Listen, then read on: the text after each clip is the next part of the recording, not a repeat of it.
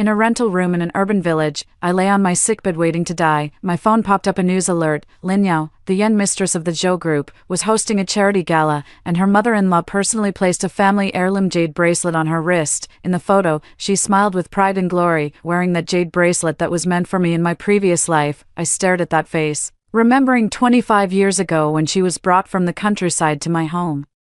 My mother bought her a new school bag, and my father gave her the only university admission spot meant for our family. I treated her like a sister, but she stole my engagement and my fate. Before dying, I fixed my gaze on that photo. Lin Yao, in the next life, I will make you taste my suffering. When I opened my eyes again, I was lying on the carved wooden bed in the old mansion, and my mother's voice echoed from downstairs. Wan, the Zhou family has come to propose marriage.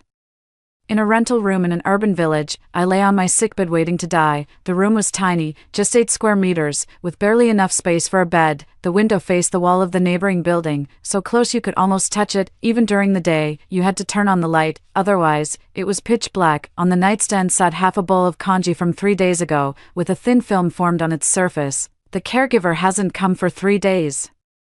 I can't afford to hire one anymore. My phone battery is down to 3%. I swipe open the screen and tap into the moments feed. The first one was sent by Lin Yao, a 9-grid photo with the caption, Zhou Group Charity Gala, grateful for everything, red heart. The first photo shows her standing on the red carpet, wearing a champagne-colored evening gown with a jade bracelet on her wrist. I recognize that bracelet. It's the Zhou family heirloom, which was given to me in my past life.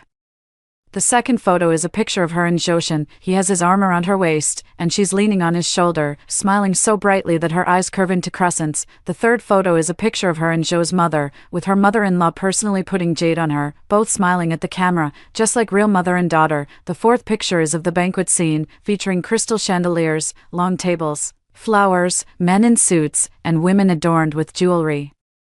I scrolled down one by one, slide to the 9th one. It's her solo photo. She smiled at the camera. That smile, I've been watching it for 25 years, ever since she was brought to my home when she was 8 years old. That year, I was 7, and she was 8. Her mother had passed away, and my father brought her back, saying, from now on, she's your sister. My mom bought her a new backpack, and my dad gave up the only college spot for her. She said, sis, you're so good to me. I'll definitely repay you in the future. Repay. This is how she repays me. I put down my phone, staring at the ceiling. There is a water stain on the ceiling, shaped like a map. I've stared at it for 3 months and know it well. The phone lit up. Another message from Lin Yao. This time it's a short video. She stood on the stage speaking, with a dense crowd below. Zhoushan stood beside her, and Zhou's mother sat in the front row. Her face beaming with smiles, she said. Thank you to the Zhou family for giving me this opportunity. I will manage this household well, bear children, and show filial piety to my in-laws. The audience applauded. She handed the microphone to Zhoushan. Zhoushan took it, looked at her, and said, darling, marrying you is the greatest blessing of my life. I smiled. After laughing, tears streamed down. The phone battery is at 1%. I raised my phone and looked at that photo. That jade bracelet on her wrist, it was originally mine.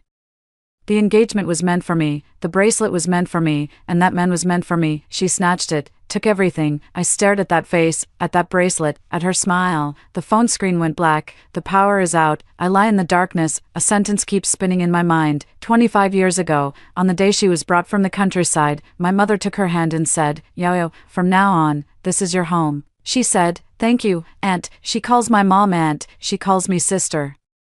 She calls me Rang. I have been yielding for 25 years, yielding until death. The door was pushed open, the light from the corridor shone in, and a figure stood at the doorway. She's the family member of the patient in the next bed, an elderly lady who usually helps me fetch water. She walked over, glanced at me, and froze. Shaolin. I opened my mouth to speak. Speechless, she ran out to call for help. Some people ran in. Some were making phone calls, and someone shouted, ambulance.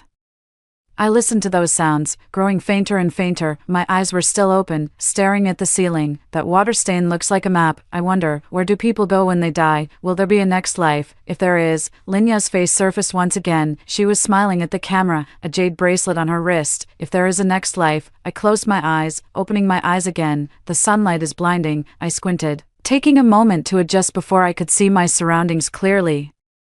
Carved wooden bed, rosewood wardrobe. Outside the floor-to-ceiling window stands an osmanthus tree, its branches laden with golden yellow blossoms. This is my family's old house, the room I lived in before I turned 15. I sit up, I look down at myself. The hand is young, with smooth skin and no needle marks from 4 drips. On the bedside table sits an alarm clock, its hands pointing to 9 in the morning. Next to it is my phone. The screen is lit up. Date, March 12th, 2018. I was stunned. 2018. 6 years ago, my mother's voice came from downstairs. Wan, get up quickly, the Zhou family has come to propose marriage. I sat on the bed, holding my phone. The sweet scent of osmanthus drifted in through the window. Zhou family, propose marriage. Linyao. I stood up, walked to the mirror, the face in the mirror, 25 years old, with a healthy complexion and bright eyes. I stared at that face, for a long time. The call came from downstairs again. Wan, I take a deep breath. Turn around, open the door, go downstairs. In the living room of the Lin family's old house, 5 people were sitting, my dad, my mom, and the 3 members of the Zhou family. Mother Zhou sat in the middle on a rosewood chair, holding a covered bowl of tea, wearing a dark green cheongsam with a string of pearls around her neck. She looked up at me, her gaze sweeping from head to toe, lingering on my face for 2 seconds. I recognized that look. That's how she looked at me in my past life, not satisfied.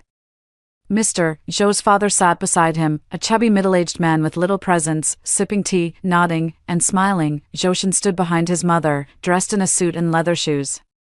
His hair neatly combed, he lowered his head and played with his phone. From beginning to end, he never looked up. The matchmaker stood up and greeted me with a smile. Wan is here. Come sit, come sit. I sat down next to my mother. The matchmaker began to praise. She praised the Zhou family for their wealth, stating that the Zhou group ranked among the top 3 in the city and had expanded its business overseas. She praised Zhoushan for his excellence, mentioning that he had returned from studying abroad, owned 3 companies, and was highly sought after as a marriage partner. Mrs. Zhou held a covered bowl of tea, a faint, elusive smile playing at the corners of her mouth. Zhoushan continues to play on his phone. The matchmaker finished praising and then turned to ask my mother, Aunt Lin, what do you think of this marriage proposal? My mom nodded with a smile. With such excellent conditions in the Zhou family, it's Wan's good fortune to marry into it. Mrs. Zhou set down her teacup. Then let's set the date. How about the 8th of next month? My mother was about to nod. A voice came from behind. Auntie. I turned around. Linyao walked over from the kitchen door, holding a plate of cut fruit in her hand. She was wearing a white dress, her hair was down, and there was a faint smile on her face. Walked over to Mrs. Zhou and placed the fruit down. Auntie, have some fruit. Mrs. Zhou glanced at her. I am Wan's cousin, Linyao. I'll be staying at your place. Mrs. Zhou nodded. Her gaze lingered on Linyao's face for a couple of seconds longer. Linyao lowered her head, the tips of her ears turning slightly red. I looked at her. 25 years ago when she came to my house, she was 8 years old, as thin as a stick of firewood. My mother bought her a new school bag, and she hugged it and cried all night. My father gave up his university spot for her, and she knelt down and said, "Thank you, uncle." Now she is 22 years old, standing in front of Zhou's mother, blushing like a little bird waiting to be chosen. The matchmaker continued to speak. Shall we set it for the 8th of next month? Wan, are you willing? I was about to speak. Linyao suddenly took a step forward. Auntie, my cousin hasn't been feeling well these past 2 days. She was coughing last night, and I'm afraid it might dampen the festive mood. How about I help entertain the guests today in her place? My mom was taken aback for a moment. Mrs. Zhou was also taken aback for a moment. In her previous life, it had been the same. She said I wasn't feeling well and told me to go back to my room to rest. She stayed in the living room and kept me company all afternoon. When it was time to leave, Mrs. Zhou had already started calling her Yo-Yo. I looked at her. Her eyes kept glancing toward Zhoushan. Zhoushan finally raised his head and glanced at her. Just one glance. Her ears turned even redder. I stood up. All right. Everyone was stunned. I looked at Linyao. Yao, could you please help me entertain the guests? I'm really not feeling well and need to lie down for a while. My mother opened her mouth to speak. Wan, Mom, Yao is sweeter and more articulate than I am. Let her accompany them. I turned and went upstairs. At the corner of the stairs, I glanced back. Linyao was already sitting in the spot I had just left, talking to Zhou's mother. Zhou's mother had a smile on her face. Zhoushan had also put down his phone and was looking at her. I withdrew my gaze, continued upstairs, closed the door, stood by the window, looking at the osmanthus tree downstairs. The sun shines on the flowers, golden and bright. I open the wardrobe and change into a new set of clothes, exit through the back door, take a taxi, master, to the city god temple. The driver glanced at me through the rearview mirror. The city god temple.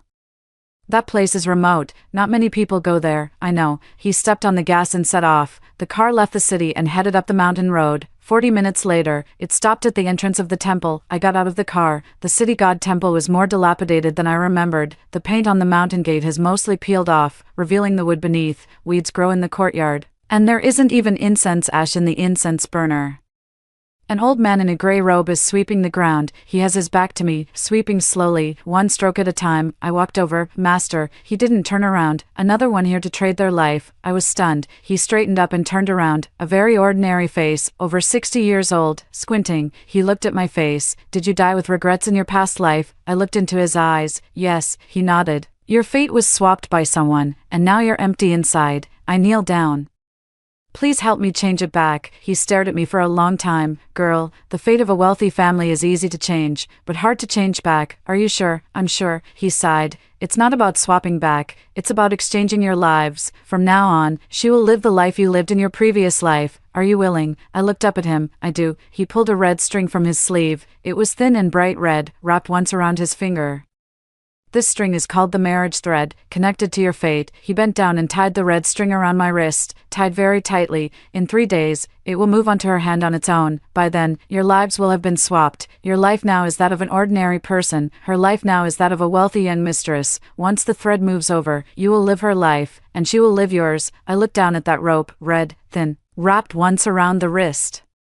Tied in a dead knot. Thank you, master. I stood up. I turn and walk out. Walking to the temple gate, I glanced back. He was still sweeping the floor. His gray robe billowed and deflated in the wind, as if nothing had ever happened. I go down the mountain, take a taxi, return to the city. By the time I get home, it's already evening. Pushing open the door, the living room was bustling with activity. The Zhou family hadn't left yet. Lin Yao sat beside Mrs. Zhou, peeling an orange for her. Mrs. Zhou smiled as she took the orange and patted her hand. Zhoushan sat opposite, watching her. I stood at the door, not going in. Lin Yao looked up and saw me. She smiled and waved. Sis, you're awake. Perfect timing. Auntie said the engagement is on the 8th of next month. How about being my bridesmaid? I looked at her. His gaze shifted from her face to her wrist. A red string now adorned her wrist, exactly the same as the one on my wrist. She didn't notice it herself. I smiled. Okay. The engagement banquet was held at the Hyatt Hotel, which is owned by the Zhou family, on the 3rd floor. In the banquet hall, crystal chandeliers, red carpets, and flower arches lined the path from the entrance to the stage. Holding a tray and dressed in a server's black vest and white shirt, I stood in the corner. The tray held empty wine glasses, collected to be sent to the kitchen. No one is paying attention to me. On stage, Lin Yao stood beside Zhoushan, wearing a champagne-colored gown. I recognized that dress. It was custom-made for her by the Zhou family, and I had tried it on in my previous life. The waist was cinched tightly, the skirt trailed on the floor, and a row of rhinestones adorned the chest, sparkling under the lights. Zhoushan didn't play with his phone today. He held her by the waist and smiled at the camera. Mother Zhou sat in the front row, wearing a dark green cheongsam, with the family heirloom jade necklace hanging around her neck. Next to her sat Father Zhou, along with various relatives from the Zhou family, Uncle Zhou's family, Aunt Zhou's family, third Uncle Zhou's family, all unfamiliar faces, but I had seen them all in my previous life. Their eyes were all scanning Lin Yao, from head to toe, from top to bottom. I carried the tray and walked past the crowd from behind. I walked to the side of the pillar and stopped. I looked down at my wrist. That red string was gone. It was tied on 3 days ago, and it was gone when I woke up this morning. I raised my head and looked toward the stage. Lin Yao was lifting her hand to adjust her hair. On her wrist, there was an additional red string, exactly the same as the one on my wrist 3 days ago. Red, thin, wrapped around once. She glanced down at it and frowned. Rubbed it with her hand. It didn't rub off. Zhoushan turned his head to ask her, "What's wrong?" "Nothing. Maybe it was the red rope bracelet I wore yesterday. Forgot to take it off." Zhoushan nodded and didn't ask further. I carried the tray and walked toward the back kitchen. As I passed the first row, I overheard second Aunt Zhou speaking. "Is that Lin Yao, the adopted daughter of the Lin family?" Aunt nodded in agreement. "Yes. We brought her from the countryside and have been raising her for over a decade. She does look quite lovely. What's the use of being good? She's not even his own flesh and blood." Then, how did Zhoushan end up marrying her? Wasn't he supposed to be engaged to the eldest daughter of the Lin family? The aunt lowered her voice. I heard she fought for it herself. The eldest daughter was in poor health, so she took her place. Second aunt chuckled. "Replaced? What if she gets better?" Even if she recovers, it's too late. The engagement is already set. I walked over. I didn't look back. The kitchen was bustling, with the chef flipping the wok and waiters rushing back and forth. I set down the tray, leaned against the wall, and pulled out my phone. Moments. Linya just posted one, a 9-square grid. The first photo is a picture of her and Joshin, both smiling happily at the camera. Caption, "Thank you, my Mr. Joe Red Heart." The likes have already surpassed 300. I swiped to the second one. It was a photo of her and Mrs. Joe. Mother Joe held her hand, smiling with a kind and gentle expression. I stared at that face. In my past life, that face had never smiled at me. On the day of the engagement, she called me aside and said, "Wan, your fate is too harsh. You're not suited to enter the Joe family. Yao is more sensible than you. Let her take care of Joshin from now on." I didn't understand back then. Now I do. It wasn't that my fate was tough. It was that I wasn't chosen. The kitchen door was pushed open. A woman in a cheongsam walked in. It was the hotel manager, who is Lin Wan. I stepped forward. She gave me a once-over. "Mrs. Joe wants you to come over. The VIP lounge." "Mrs. Joe's mother." I nodded. "Follow her out. The VIP lounge is on the second floor, with a golden sign on the door." The manager knocked on the door. "Come in." She pushed the door open and stepped aside to let me in. The door closed. Mrs. Joe was sitting on the sofa, holding a cup of tea. She glanced up at me but said nothing. I stood at the doorway. "Auntie, She sat down her teacup. "Did you request today's server yourself?" "Yes, why?" I looked into her eyes. I wanted to see what Yao looks like when she's engaged. She froze for a moment, then she laughed. That smile, I couldn't understand. "You're quite honest." She stood up and walked over to me, circled around me once, looked from top to bottom. "You're prettier than Yao." I didn't say anything. "Joshin had his eye on you from the start." I still said nothing. "But you have bad luck." She stopped in front of me. "Do you know what fate is?" I looked at her face. "I don't know." "Fate is," she extended her hand, pointing at the ceiling, "determined by heaven. Who gets to enjoy blessings and who must suffer is all predetermined. You don't have the fortune of the Zhou family in your destiny. Yao does." I stood there. After listening to her finish speaking, "Has Auntie finished speaking?" She froze for a moment. "She's finished." "Then I'll go back to work." I turned to leave. "Stop." I stopped. I didn't look back. "Don't you want to ask me why I chose her over you?" I stand there, think for 3 seconds. "No." Open the door and step outside. The corridor is very quiet. I move forward. After walking a few steps, I suddenly smiled. It was a very slight movement, just a twitch at the corner of my mouth. She thought I would cry, would ask why, would beg her. That's exactly what I did in my past life. This life, no more. By the time I returned to the banquet hall, the toasting had already begun. Linya held her wine glass, toasting table by table. Joshin followed beside her, his hand resting on her waist. They walked to the first row, the table of Zhou family relatives. Second, and stood up and took Linya's hand. "Yao. From now on we're family. If you have anything, just tell second aunt." Linya nodded with a smile. "Thank you, second aunt," and also stood up. "Yao, that bracelet of yours is quite pretty. Where did you buy it?" Linya looked down at her wrist. The red string was still there. There's a greenish mark around it. It looks like it was from being tightly bound. She froze for a moment. "This might be from wearing it for too long. It's a bit tight," Aunt frowned. "Still wearing it like this? Take it off." Linya reached out to take it off. It wouldn't come off. She tried harder, still can't take it off. Her face was a bit pale. Joshin leaned in. "What's wrong?" "This rope can't be taken off." Joshin lowered his head and glanced down. "Just a rope. Use scissors." The waiter handed over a pair of scissors. Linya took it over. "Cut." "It won't cut." The blade met the rope as if it had struck iron wire, sliding off. Her face grew even paler. Joshin took the scissors and tried them himself. Same. "Can't cut." People around started to watch. Joe's mother stood up. "What's wrong?" Joshin handed her the scissors. "Mom, this rope can't be cut." Joe's mother looked down at Linyao's wrist. That red string, thin and taut, was cutting deep into the flesh. Around it, a ring of dark bruising. She furrowed her brow. "What kind of string is this?"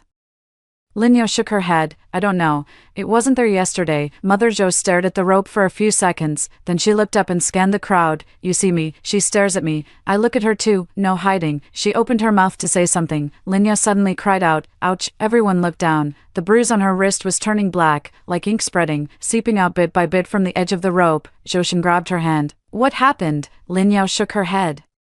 Tears already streaming down her face. "I don't know. I really don't know." The banquet hall fell into chaos. Some called for a doctor, others for an ambulance, and some took out their phones to record. I held the tray, standing behind the pillar, watching Linya being helped into the lounge, watching Zhou's mother chase after her, watching Joshin running after her, watching the relatives whispering to each other. I placed the tray back on the table, walked out through the back door.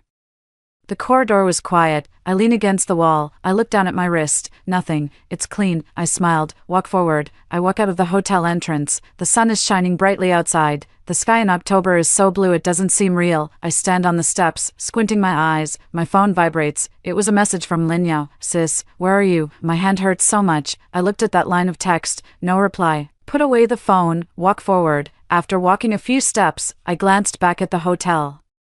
The window of the banquet hall on the third floor was open, and someone was standing by it. I couldn't make out who it was. I turned around. Keep going forward. The sun shines on me, warm and cozy. Lin Yao's ambulance was called at 3 in the afternoon. When I got home, my mom was standing at the door making a phone call, her face pale, at City First Hospital. Okay, I'll be right there. She hung up the phone, saw me, and grabbed me tightly. Wan, Yao Yao is in trouble. I looked at her. What is it? Something has grown on her wrist. It's black and swollen. The doctor says she needs surgery. Her eyes reddened. Hurry, come with me. I nodded. Get in the car with her. The hospital was in chaos. At the entrance of the emergency room, Zhou's mother sat on a bench, her face ashen. Zhoushan stood by the window, smoking one cigarette after another. Relatives of the Zhou family gathered around, some making phone calls, others whispering among themselves, seeing us arrive. Zhou's mother stood up. Aunt Lin. My mother walked over. How is Yao Yao doing, Mrs.? Zhou shook her head. The doctor said it might be an infection and that it needs to be cut open to drain the pus, but the strange thing is, she paused for a moment. After cutting it open, there was nothing inside. My mother froze. What do you mean? Zhou's mother looked at me. That look in her eyes, I couldn't quite describe it. Not suspicion. It's something else. The doctor said the black mark on her wrist isn't an infection, it's not a skin disease, it's not any illness they've seen before. She paused. Can't figure it out. My mother's face turned pale. What should we do then? Mother Zhou didn't answer. She just looked at me. Lin Wan, come with me for a moment. She turned and walked toward the other end of the corridor. My mother wanted to follow, but she stopped her. Aunt Lin, wait here for Yao Yao to come out. My mom stood still, not daring to move.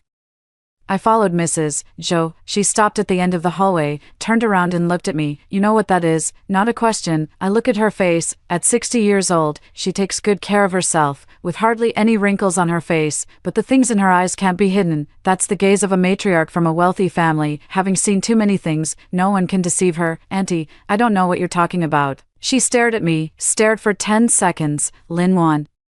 I've lived most of my life. What kind of person haven't I seen? She took a step forward. On the day of your engagement, you said you weren't feeling well and asked Yao Yao to take your place. Your sister was in so much pain, and you just stood there without any expression on your face. Now she has that thing growing on her wrist, and the doctors say they can't figure out what it is. Do you think I would believe it has nothing to do with you? I looked at her. No words were spoken. She waited for 3 seconds. No answer came. All right, she nodded. You're stubborn. I can't do anything about it. But there's one thing I need to tell you. The Zhou family's door isn't so easy to enter. Since Yao Yao has come in, she is now a member of the Zhou family. Whoever dares to touch her is challenging the Zhou family. She turned and walked away. Her high heels clicked rhythmically on the floor. I stood at the end of the corridor, watching her figure disappear around the corner. Standing for a moment, turning around to walk back, walking to the entrance of the emergency room, my mother was still standing there, her eyes red. Seeing me, she grabbed my hand. Wan, what did your aunt say to you? Nothing. She asked if I wanted some water. My mom was taken aback for a moment, then she lowered her head. Wan, Mom wants to ask you something. Huh? Does Yao Yao's matter have anything to do with you? I looked at her face, 62 years old. Half of her hair had turned white, and her face was covered in wrinkles. She hasn't had an easy life. My father passed away early, and she raised me and Lin Yao all by herself. Lin Yao isn't her biological child, but she loves her even more than if she were. Mom, she looked up. No, she looked at me, for a long time. Then he nodded. That's good. She let go of my hand. You go to work. I'll wait here. I didn't leave. Sit down beside her. The surgery lasted 3 hours, at 6 in the evening. Lin Yao was wheeled out. She lay on the hospital bed, her face as pale as paper, her eyes closed, her wrist was wrapped in thick gauze. Zhoushan rushed forward. Yao Yao. She opened her eyes. Upon seeing him, she forced a smile at the corner of her mouth. It's fine. Mother Zhou also went over. The nurse pushed the bed into the ward, and a group of people followed inside. I stood in the corridor. I didn't go in. After a while, my mom came out. Her eyes were red. Wan, you go home first.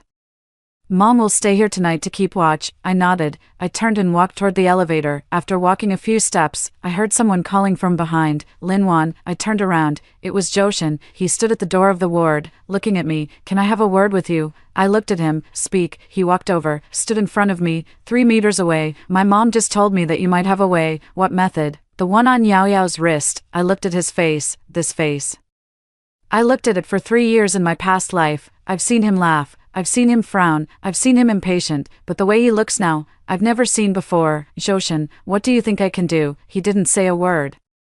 I'm a waiter. Your mom just asked me if I wanted water. He stared at me. You really don't know. I smiled. I don't know. The elevator arrived. I walked in. Before the door closed, I saw him standing there, motionless. The elevator went down. 1 floor, 2 floors, 3 floors. The door opened, and I walked out. It was already dark outside. The street lights were on, casting patches of golden light on the ground. I stood at the entrance of the hospital. I took out my phone. Lin Yao sent a message. Sis.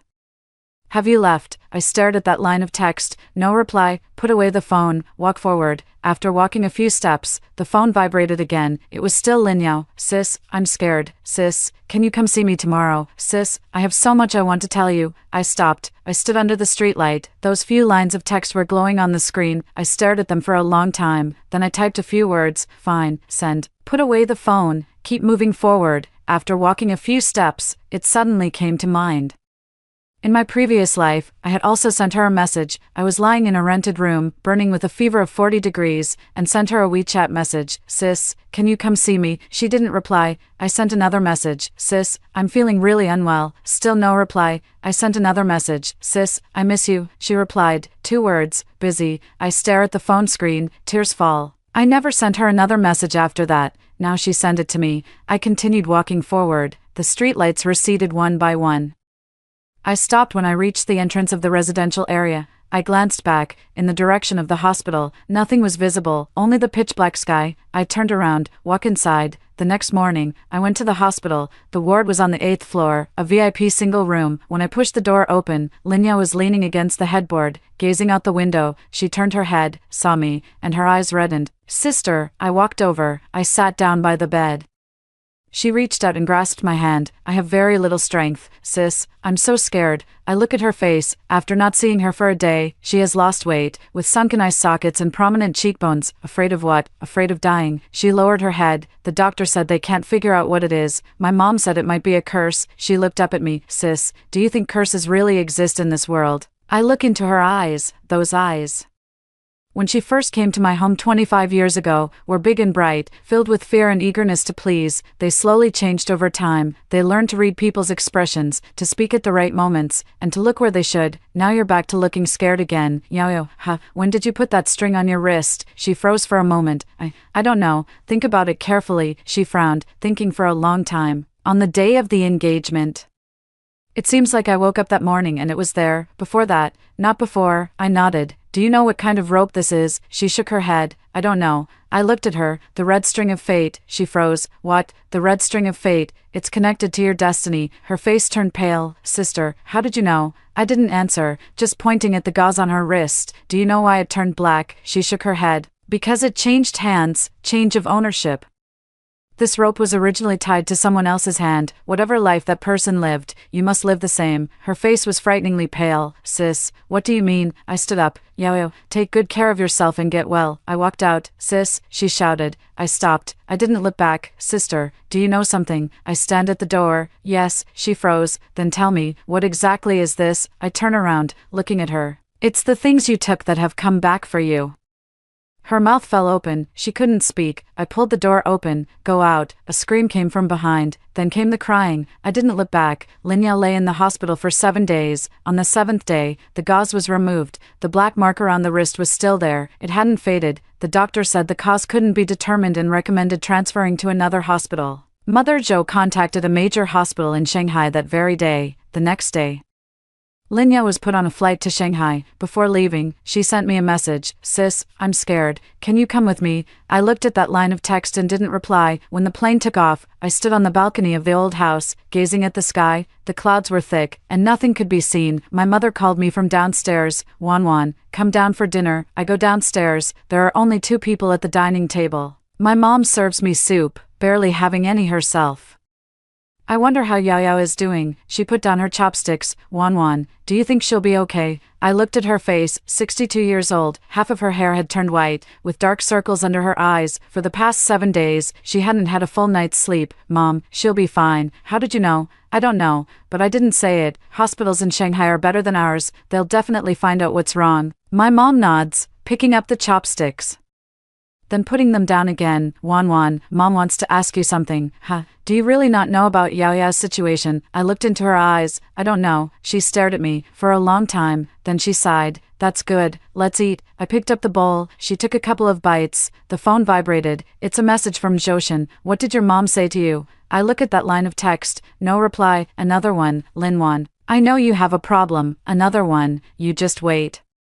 I turn my phone over, screen facing down, continue eating. A month later, Lin Yao returned. She had become so thin that she was almost unrecognizable. Her eye sockets were sunken, her cheekbones protruded, and her chin was as sharp as an awl. Her wrists were still wrapped in bandages, which had been changed but were just as thick as when she left. My mother went to pick her up at the airport and came back with red-rimmed eyes. Wan, Yao Yao has lost so much weight. I stood at the doorway, watching Lin Yao get out of the car. She saw me and froze for a moment, then she forced a smile. Sister, I nodded. Back, she walked over, stand in front of me. Sister, can I talk to you for a moment? I looked at her. Okay. We walked into the courtyard. The osmanthus tree was in bloom, filling the entire courtyard with fragrance. She stood under the tree, her head lowered. Sis, they couldn't find anything in Shanghai either. The doctor said it might not be an illness. I looked at her profile. What is that? She looked up. Sis, tell me the truth. Her eyes reddened. Do you know what this is? She raised her wrist, pointing at the bandage wrapped around it. I looked at that thick layer of white cloth. I don't know. She stared at my face, stared for a long time, then she smiled. That smile was uglier than crying. Sis, I've known since I was little that you're smarter, prettier, and more capable than me. My mom, your mom, has been so good to me, buying me school bags, sending me to school, treating me like her own daughter. But every time I see you, I feel uneasy inside. She lowered her head. Did you know, on the day of the engagement, when Zhoushan saw you for the first time, his eyes lit up. Later, when you went upstairs, he asked me, how is your sister's health? I said, not too good. She might need a long time to recover. She looked up. I thought to myself, what if you never got better? That would be so good. The wind blew over, and osmanthus flowers fell all over the ground. Later, I really married Zhoushan. I thought my life was complete. Who would have thought? She looked at her own wrist. Sis, do you think this is retribution? I looked at her. That face, when it first arrived at our home 25 years ago, was so thin it was just skin and bones, with eyes full of fear. Now that face is even thinner than it was back then. Yao Yao, she looked up. Do you want to hear the truth or a lie? She froze for a moment. The truth, it's retribution. Her face turned pale, pale enough to be frightening. You stole my marriage contract. You stole the life I was meant to have. Now it's coming back to haunt you. She stood there, motionless. The wind blew over, tousling her hair and covering half her face. After a long time, she spoke. Sis, do you hate me? I look into her eyes. Hated. And now, no. I thought for a moment, seeing you like this, I can't hate anymore. She froze, then tears began to fall. She crouched down, holding her head, her shoulders trembling. No sound came out, but I knew she was crying. I stood there, watching her. The osmanthus flowers were still falling. They fell on her hair, on her shoulders, covering the ground in a golden hue. She had been crying for a long time. Later, she stood up. She wiped her face. Sis, I'm going back. I nodded. She walked out. After walking a few steps, I stopped. I looked back. Sis, will you come to see me in the future? I looked at her face. Yes, she smiled. That smile was different from before. It wasn't a smile of flattery, nor one of smugness. It was simply a smile. She was gone. I stood in the courtyard, watching her figure disappear through the doorway. The wind blew over, and osmanthus flowers fell all over me. In the evening, my mother asked me, Wan, what did you say to Yao Yao? I looked at her. Nothing. She said she was scared. My mother's eyes reddened. That child, pitiful. I didn't say anything. She continued, Wan, Mom knows you're upset inside. I looked up at her. All my life, my heart has been with the two of you. Yao Yao isn't my biological daughter, but I treat her as my own. You might think I'm biased. She couldn't go on. I stood up. I walked up to her. Mom, she looked up. I'm not angry. She froze. I'm not angry that you favor her. She's been without parents since she was little, so it's only right that you care for her more. I'm just angry that she lied to me. She opened her mouth. No words came out. I patted her shoulder. Mom, go to sleep. I'll go with you to see her tomorrow. The next day, we went to the Zhou family's house. The Joe family's villa is located in the east of the city. A 3-story Western-style house with security guards at the entrance. My mother rang the doorbell. The nanny opened the door. "Aunt Lynn, please come in." In the living room, Lin Yao sat on the sofa, her wrists still wrapped in gauze. Joe's mother was also there. Seeing us enter, she stood up. "Aunt Lynn, you're here." My mom nods, walked over and sat down next to Lin Yao, held her hand. Yao, does your hand still hurt?" Lin Yao shook her head. "It doesn't hurt anymore, Mom." She called my mom. She said it very naturally. Joe's mother watched from the side. Her gaze swept from Lin Yao's face to mine. I couldn't quite describe that look. It wasn't dislike, it's an appraisal. I sit down beside. The nanny brings tea. I pick it up and take a sip. Lin Yao suddenly spoke. "Sister." I look up. This mark on my wrist. It hasn't faded. She raised her hand, looking at the bandage. "Do you think it will stay like this forever?" I look at her face. "I don't know." She lowers her head. "What if it doesn't get better?" My mother holds her hand. "It will be fine. It will definitely be fine." Lin Yao didn't speak. She just looked at her wrist. After a while, she suddenly raised her head. "Sis, what's on your wrist?" I lowered my head, reach out. The wrist was clean. "Nothing." She stared at it for a long time. Then he nodded. "Sis, you're really lucky." I didn't say anything. After sitting for a while, my mom said she had to go back to cook. We stood up and walked out. Lin Yao saw us to the door. "Mom, sis, come off in." My mother nodded. I looked at her. Yao, keep that rope on. Don't take it off." She froze for a moment. "Why? If you take it off, you won't even have the life you have now." Her face turned pale. I turned and walked out. Walking out the main gate, I heard her shouting from behind. "Sis." I didn't stop. "Keep going forward." After a few steps, my mom caught up to me. Wan, what did you mean by what you just said?" I looked at the road ahead. "Nothing. Just saying." My mom glanced at me, didn't ask any further. We walked on. The sun is shining brightly. The weather in October is neither too hot nor too cold. I walked very slowly, but I didn't look back. 3 months later, something happened to the Joe family. First, Joshin's company was investigated. Someone reported him for tax evasion, and tax officials conducted a 3-day on-site inspection, sealed the finance department, and took away 2 computers. Joe's mother pulled some strings, spent $2 million, and the case was suppressed. Then there was Joe's father. He had a mistress outside, and she got pregnant, causing a scene at home. Joe's mother was so angry that she fainted on the spot and spent a week in the hospital. Then there is Joshin. He got into a fight at a bar and severely injured the other person. The other party had connections and reported it directly to the police. Joshin was detained for 15 days.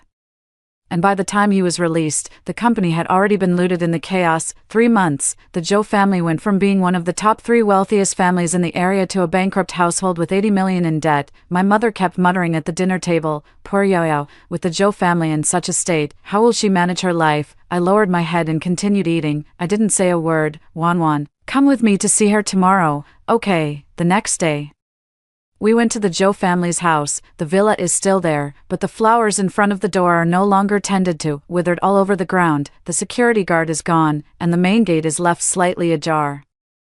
My mom rings the doorbell. It took 3 knocks before someone came to open the door. It's Lin Yao. She was wearing an old cotton-padded jacket, her hair tied up casually, her complexion sallow. Seeing us, she froze for a moment. "Mom, sis." My mother's eyes reddened. "Yao, you've lost weight." She smiled. That smile was different from before. "Come in and sit down." The living room was a mess. Instant noodle bowls were piled on the coffee table. Clothes were thrown on the sofa, and unswept melon seed shells were scattered on the floor. Lin Yao pushed some things aside. "Have a seat." My mother sat down, holding her hand. "Yao, I heard about the Joe family's matter." Lin Yao nodded, didn't speak. "What are you planning to do in the future?" She lowered her head. "I don't know." Seeing her like this, my mother's eyes turned red again. "How about you go stay with your parents for a while?" Lin Yao looked up. She glanced at me. I sat beside her, not saying a word.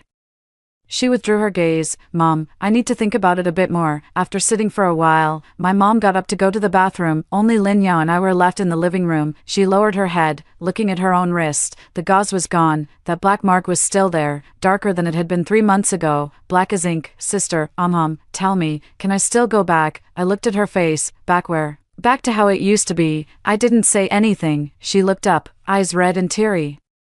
"Sis, I was wrong." I looked into her eyes. "Where did I go wrong?" She froze, opened my mouth, couldn't speak. I stood up. "Yao, it's okay to be wrong about anything, but some things, once you're wrong, you're just wrong." I walked out. As I reached the door, I heard her shouting from behind. "Sis." I stopped. I didn't look back. "I know I was wrong. I shouldn't have taken your engagement. I shouldn't have taken your things. I shouldn't have." She couldn't go on. I stood there, waiting for her to speak. After a long time, she began, "Sis, can you forgive me?" I turned around, looking at her. She stood in the middle of the living room, so thin she was just skin and bones, her face covered in tears. That black mark on her wrist was so dark it gleamed. "Yo-yo," she looked up. "Do you know whose hand this rope was originally tied to?" She froze. "That's me." Her face turned pale, as white as paper. "In my past life, this rope was tied to my hand. You stole my marriage contract.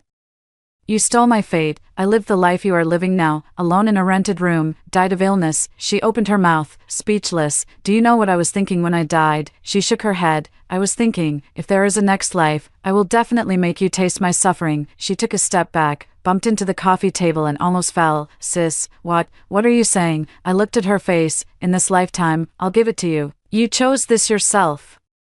You're living the life I lived in my past life." She stood there, trembling all over. Her lips moved for a long time before she managed to squeeze out a sentence. "Sis, you are. I didn't answer, just looking at her. The sunlight from outside the window streams in, illuminating her face. That face, 25 years ago when she first came to our home, was so thin it was just skin and bones, now even thinner than back then." She squatted down, holding her head, crying out loud. Not a quiet cry, but a loud wail, just like when I was a child. My mom came out of the bathroom and was startled. Yo, what's wrong with you?" She rushed over and hugged Linyao. Linyao buried herself in her arms, crying uncontrollably. Mom, I was wrong. I was really wrong." My mother patted her back. It's okay. Mom is here." I stood at the doorway, looking at them, watching for a while, turning around, pulling open the door. "Go out. The sun is shining brightly outside. It's a bit cold in December, but the sun feels quite comfortable." I stand at the door, squinting my eyes. The phone vibrated. It was a message from Joshin. "Linwan, I know it was you. Just wait. I won't let you get away with this." I looked at those 2 lines of text. No reply. I put the phone back in my pocket, walked forward. After walking a few steps, I heard footsteps behind me. I looked back. Linya stood at the door. Tears still glistened on her face. "Sister," I stopped. She walked over and stood before me. "Sis, can I ask you for a favor?" I looked at her face. "Speak." "This rope." She raised her wrist. "Can it be removed?" I looked at that black mark. "It can't be removed." She froze. Then for the rest of my life. This is how it is for the rest of my life." Her tears fell once again. "Sister," I looked at her. Yo, do you know what I'm most grateful for in this life?" She shook her head. "It's getting a second chance." She froze, starting over. I realized that some things, once given away, you truly don't want back. I moved forward. After walking a few steps, I stopped. I looked back. She was still standing there, her slender shadow huddled by the door. Yo, she looked up. "This rope is not a punishment. It's what you deserve." I turn around, keep moving forward. I have walked a long way, looking back again. She is no longer there, only that door, left slightly ajar. The wind blew, and the door swayed. It didn't close. That winter was especially cold. Around the 20th of the 12th lunar month, my mother answered a phone call, and her expression changed. Yao is in the hospital. She stood at the kitchen door, still clutching her apron. "Did Joshin call?" "What did he say?" "He said she's not eating, has lost a lot of weight. He wants us to go see her." She took off her apron and walked into the house. Wanwan, are you going or not?" I look out the window. The sky was gray and overcast, and it might snow. Go. Second Municipal Hospital, 6th floor of the inpatient department. When I pushed open the door to the ward, I froze for a moment. Linya was lying on the bed, so thin that she was nothing but skin and bones. Her cheekbones protruded sharply, her eyes were sunken, her lips were chapped, and there was not a trace of color in her face. The blanket covering her body barely showed any rise and fall. On the bedside table sat a bowl of congee, cold and untouched. My mother rushed over. Yo. She opened her eyes, seeing my mom. I forced a smile at the corner of my mouth. "Mom." That voice seemed to come from a very distant place. My mom's tears fell instantly. "How did you get so thin? Where's Joshin? Doesn't he take care of you?" Linya didn't speak. She just raised her hand. The black mark around her wrist was still there. It had grown darker since the last time, black as charcoal. Joshin came in from outside, holding a payment slip in his hand. Seeing us, he paused for a moment.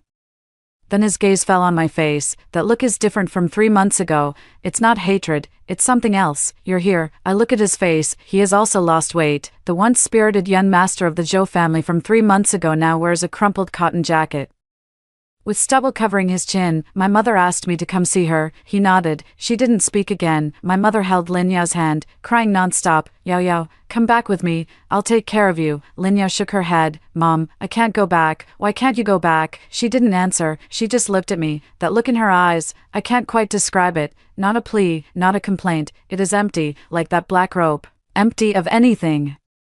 My mom finished crying and went to the corridor to make a phone call. Only the two of us were left in the ward. Lin Yao looked at me. Sister, I walked over. I sat down by her bedside. Sis, am I going to die soon? I looked at her face. No, she smiled. That smile was uglier than crying. Don't lie to me. I didn't say anything. She raised her wrist. That black mark had crawled from her wrist all the way up to the middle of her forearm. It's going up. I know. Wherever I go, I die there.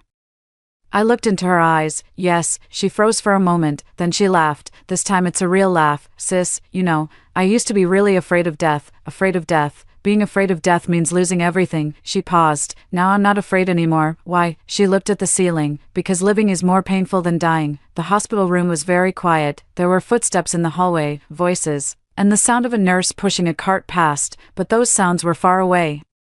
As if from another world. Sister, I've thought a lot about what you said that day. What words? You said, this rope was originally tied to your hand. I looked at her. I remember now. Remember what? She turned her head and looked at me. There's something in my eye. When I was a child, I had a dream. In the dream, you were lying in a very small room, the bed against the wall, the window facing another wall. You kept calling my name, calling for a long time. I heard you.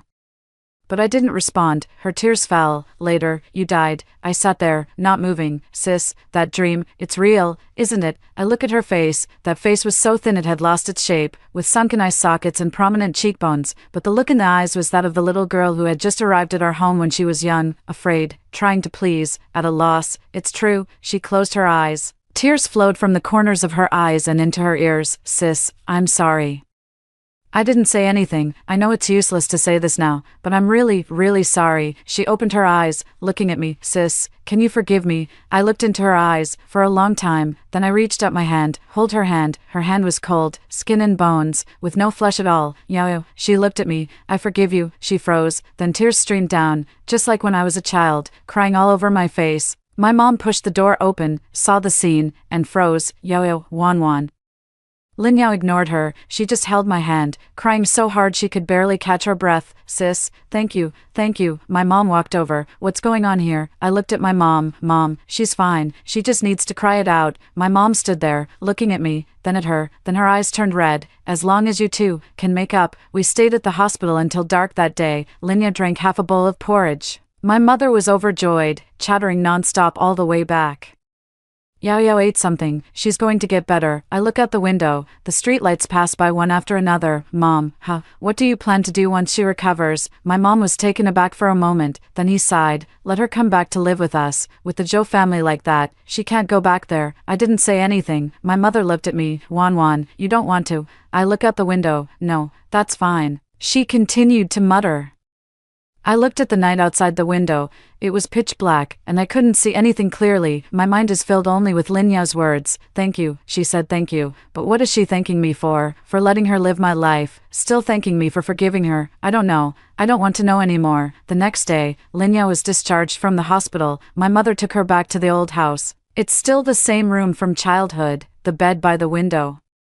Covered with a quilt that had been sun-dried all day, she lay there, gazing at the osmanthus tree outside the window. Sis, this tree is still here. I remember when we were kids. The whole yard would be fragrant every autumn. She turned her head and looked at me. Sis, do you hate me or not? I stand at the door. I don't hate you anymore. She froze for a moment. Really, she laughed. That smile was different from before. It was pure. That's good. I turned and walked out.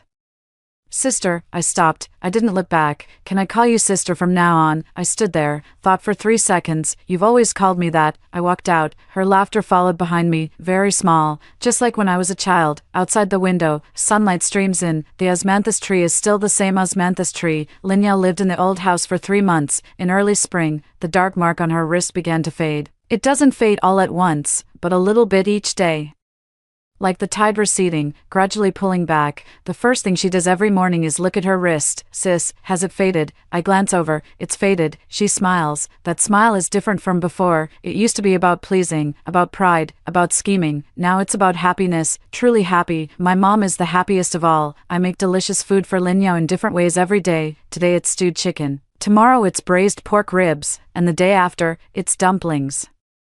Linyao has gained a little weight, her cheekbones aren't as prominent anymore, her face is filled out, and she walks with more energy. Sometimes when she sunbathes in the yard, I sit beside her and read a book. She didn't speak, and I didn't speak either, but that silence wasn't awkward. In early April, Joshin arrived. He stood at the door, wearing an old suit, his hair neatly combed, holding a bag of fruit in his hand. Linyao was sunbathing in the yard and froze for a moment when she saw him. How did you get here? Joshin stood at the door. Not coming in. Come see you. Linyao glanced at me. I stood up. You guys talk. I'm going inside. Through the window, I saw Joshin walk into the yard and sit down next to Linyao. He spoke, and she listened. He reached out to take her hand, but she avoided it. He lowered his head. She looked at the osmanthus tree. They talked for a long time. Later, he stood up and walked out. He walked to the door and glanced back at her. She didn't look at him. He left. During dinner that evening, my mother asked Linyao, what did Joshin come for? Linyao lowered her head to eat. Divorce. My mother froze. What? He came to get a divorce. The Zhou family is completely finished. He said he doesn't want to drag me down. My mother opened her mouth but couldn't speak. Linyao continued eating. I looked at her. Did you sign it? She looked up. Signed. I nodded. No further questions. After dinner, she came to my room, stood at the door. Sister, I want to tell you something. Come in. She walked in, sat down by my bedside. Sis, I want to go learn something. I look at her face. What are you studying? Accounting. There was an accountant in the Zhou family who taught me a bit before. I find it quite interesting. I thought for a moment. There are training classes in the county town. I'll help you ask about them. She froze for a moment. You don't object. What are they against? They're against me going to study and work outside. I look at her face. Yo, you're an adult now. You can decide for yourself what you want to do. Her eyes reddened. Sister. All right, go back to sleep. I'll help you ask about it tomorrow. She stood up, walked to the door, then turned back. Sister, thank you. I smiled. Understood. She went out. The door closed. I lay in bed, staring at the ceiling. There was a moon outside the window. It wasn't very bright, but it was visible. Linyao was picking up accounting quite quickly. 3 months, passed the entry-level certification exam. My mom was overjoyed, telling everyone she met. My Yao got her accounting certificate. Now she can earn her own money. Linyao felt embarrassed by her words. Mom, it's just the beginner level, nothing special. My mother glared at her. What do you mean nothing special? My daughter is absolutely special. Linyao looked at me. I smiled. She smiled back. In autumn, Linyao found a job. A small company in the county was hiring an accounting assistant. The salary wasn't high, but it was enough for her own expenses. On her first day of work, she woke up very early. She put on her newly bought shirt, tied her hair neatly, and stood in front of the mirror for a long time. My mom is chattering beside me. Be careful on the road, remember to eat lunch, and come home early after work. Linyao nodded with a smile. Got it, Mom. When she went out, she glanced back at me. Sis, I'm leaving. I stand at the door. She left. I watched her figure disappear at the end of the alley. That night, she came back late. My mother was warming up food in the kitchen, and she sat on the sofa, looking exhausted, but her eyes were bright. Sis, I did the account reconciliation today. The boss praised me for being careful. I pushed the water glass over. Have a drink of water. She picked it up and took a big sip. Putting down the glass, she suddenly said, Sis, why didn't I realize before that earning my own money could be so much fun? I look at her face. Because you never had to earn it yourself before. She froze for a moment, then she laughed. Yes, she nodded. Didn't have to earn it before, but now I do. Tired. She thought for a moment. Tired, but it's a comfortable kind of tired. I didn't say anything. She stood up. I'll go help Mom bring out the dishes. She walked into the kitchen. I sat there, listening to the laughter and chatter from the kitchen. My mother was praising her, and she was laughing. That laughter was different from before. After dinner, she came to my room. Sis, I want to tell you something. Speak. She sat on the edge of the bed. Her head lowered. I got paid today. 2,300, not much. I look at her face, and then, she looked up. I want to buy you a piece of clothing. I was taken aback for a moment. What? Buy you a piece of clothing? You always used to buy for me. I've never bought for you. She lowered her head. I didn't understand back then. Now I do. I look at her face, that face. When she first came to my home 25 years ago, was so thin it was just skin and bones. Later, She gained weight, her complexion brightened, and she learned to smile. Later on, it changed again. Now it has changed back. Yo. She looked up. I don't want clothes. She froze. Then what do you want? I looked into her eyes. Save the money. There will be many places to use it in the future. She opened her mouth. Couldn't speak. I smiled. I can buy my own clothes. Her eyes reddened. Sister, all right. Go back to sleep. You have work tomorrow. She stood up, walked to the door, then turned back. Sis, you're so kind. I smiled. Got it. She went out. The door closed. I lay in bed, looking at the ceiling. There was a moon outside the window.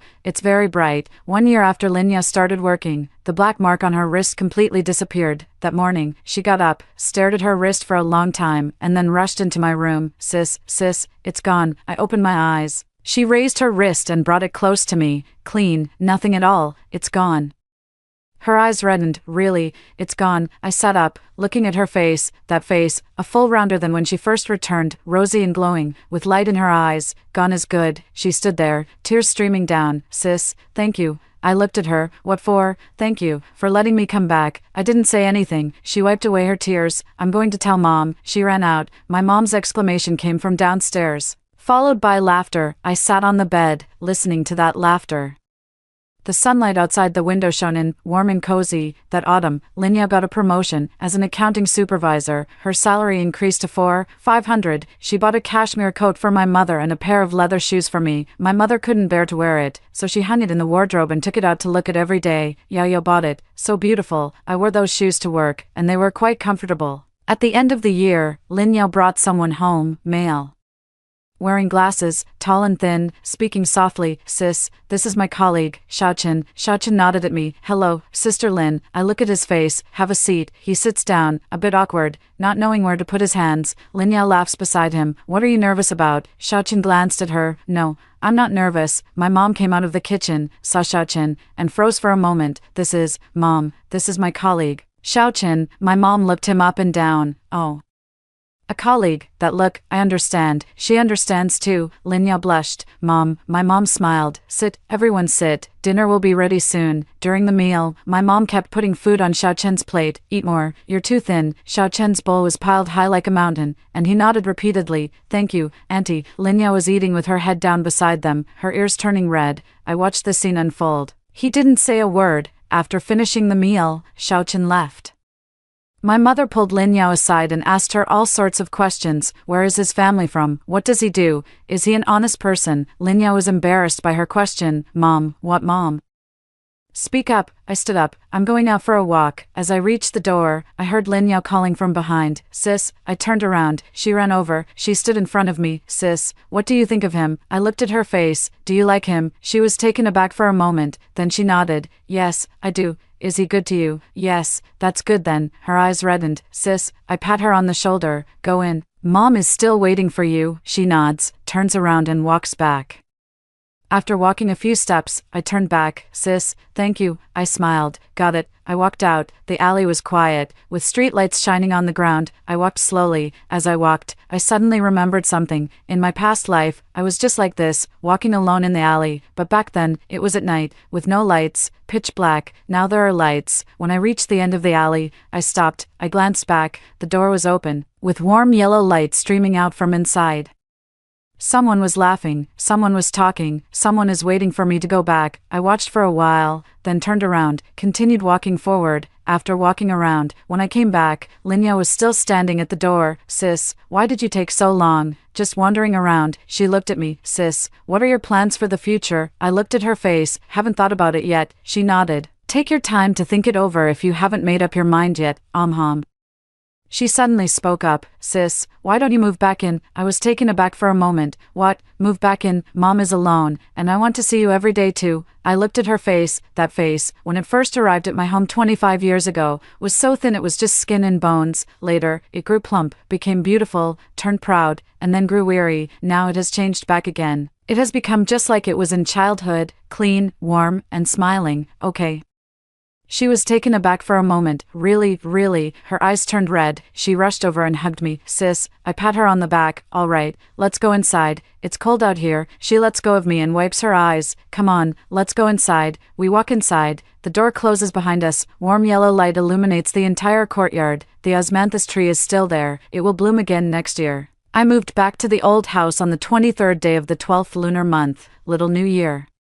My mom prepared a big feast, Lin Yao helped her serve the dishes, and Xiaochen also arrived, assisting in setting the tableware. I sat on the sofa, watching them busy at work. Outside the window, someone set off firecrackers, crackling loudly in a continuous burst. "Sis, it's time to eat." I stand up, I walk over. The table is filled with dishes: sweet and sour pork ribs, braised fish, stewed chicken soup, stir-fried vegetables, and a plate of dumplings.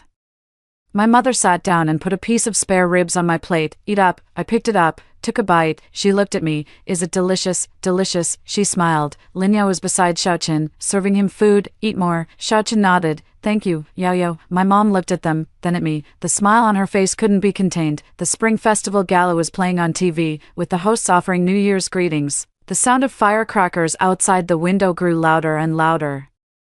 A new year. I'm 28. That night 3 years ago, I thought my life was over. Now I think, this life, just beginning. After finishing the meal, I went to stand in the courtyard. The moon was very bright, shining on the osmanthus tree. Lin Yao followed me out. She stood beside me. "Sis, what are you thinking about?" I was looking at that tree, thinking about childhood. She was taken aback for a moment, then she smiled. Childhood was really wonderful. I turned to look at her.